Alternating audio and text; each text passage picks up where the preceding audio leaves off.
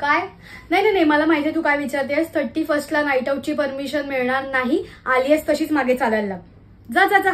नाही नाही नाही, मला काहीही सांगू नकोस. गेल्या महिन्यात तू मला काय म्हणालेलीस, असं असं करून म्हणालेलीस, आई या वर्षातला शेवटचा नाईट आउट असं करून तू गेलेलीस तिकडे. आता हा नवीन नाईट आउट कुठून पैदा झाला?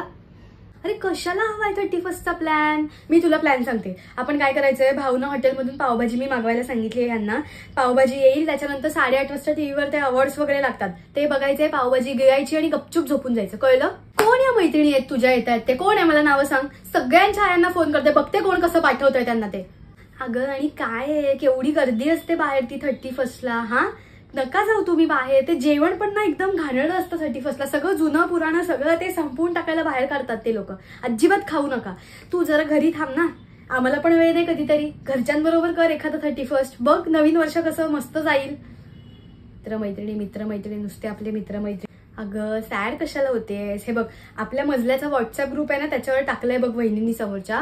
प्लॅन ऐक तू आधी, मस्त प्लॅन आहे. तू विसरून जाशील तुझा प्लॅन. काय करायचंय की 11:30 वाजता सगळ्यांनी मजल्यावरती जमावे आणि केक आणणार आहेत आणि सगळ्यांना एक लेसचं पाकिट आणि कुल्फी मिळेल बघ, आहे की नाही.